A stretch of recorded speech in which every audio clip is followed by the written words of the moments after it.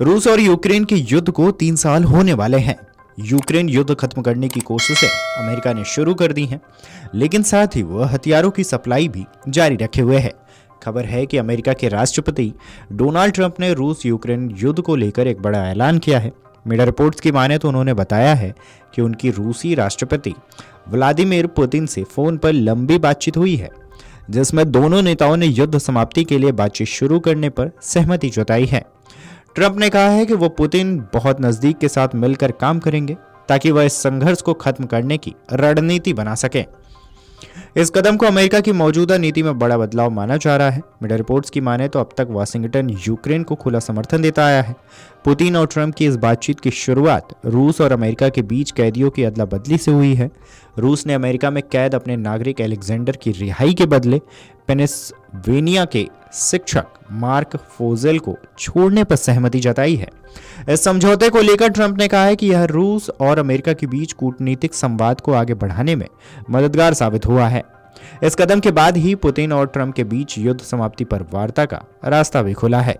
खबरों की माने तो ट्रंप ने पुतिन के अलावा यूक्रेन के राष्ट्रपति जेलेंस्की से भी फोन पर बातचीत की है। यूक्रेनी राष्ट्रपति के सलाहकार दमित्रो लित्विन ने इस बातचीत को अच्छी और सकारात्मक बताया, लेकिन इस पर ज्यादा जानकारी साझा नहीं की है।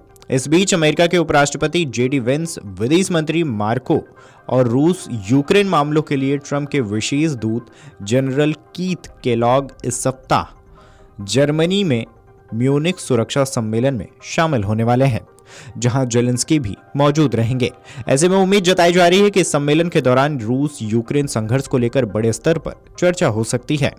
वहीं खबरों की माने तो अमेरिका के रक्षा मंत्री पीट हेग्सेथ ने नाटो मुख्यालय ब्रसेल्स में यह स्पष्ट किया था कि यूक्रेन की नाटो सदस्यता की उम्मीद अव्यावहारिक है। उन्होंने कहा है कि यूक्रेन के लिए सुरक्षा गारंटी देने की जिम्मेदारी अब यूरोपीय देशों की होगी। यह बयान अमेरिका की पूर्व नीति से बिल्कुल अलग है, क्योंकि पूर्व राष्ट्रपति जो बाइडेन प्रशासन ने रूस के आक्रमण के बाद यूक्रेन की नाटो सदस्यता का समर्थन किया था।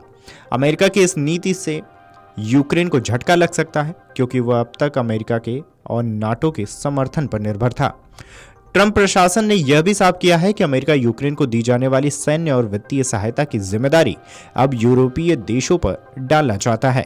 रक्षा मंत्री हेग्सेथ ने यह संकेत दिए हैं, यदि कोई संभावित शांति रक्षा बल तैनात किया जाता है तो उसमें अमेरिकी सैनिक शामिल नहीं होंगे। साथ ही उन्होंने यह भी कहा है, यदि इस बल का सामना रूसी सैनिकों से होता है तो उन्हें नाटो के अनुच्छेद 5 के तहत सुरक्षा नहीं दी जाएगी।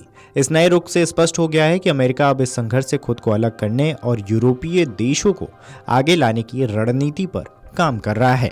इतना ही नहीं, रिपोर्ट्स के मुताबिक ट्रंप प्रशासन यूरोपीय सहयोगियों पर यूक्रेन के लिए ज्यादा से ज्यादा अमेरिकी हथियार खरीदने का भी दबाव बनाएगा, जैसा जो बाइडेन के कार्यकाल में हुआ था। म्यूनिख सुरक्षा सम्मेलन में केलॉग यूरोपीय सहयोगियों के साथ इस प्लान पर चर्चा करेंगे। बहरहाल केलॉग ने इससे जुड़े प्लान की पुष्टि से इनकार किया है, लेकिन कहा अमेरिका हमेशा अमेरिकी हथियार बेचना पसंद करता है, क्योंकि इससे हमारी अर्थव्यवस्था मजबूत होती है। कई विकल्प उपलब्ध हैं, सब कुछ चर्चा में है। माना जा रहा है कि यह प्लान अमेरिका को यूक्रेन का समर्थन करने का रास्ता देगी, जिससे अमेरिकी टैक्सपेयर पर बोझ नहीं पड़ेगा। इस खबर पर आपकी क्या राय है, हमें कमेंट करके जरूर बताएं। Video desk amarujala.com।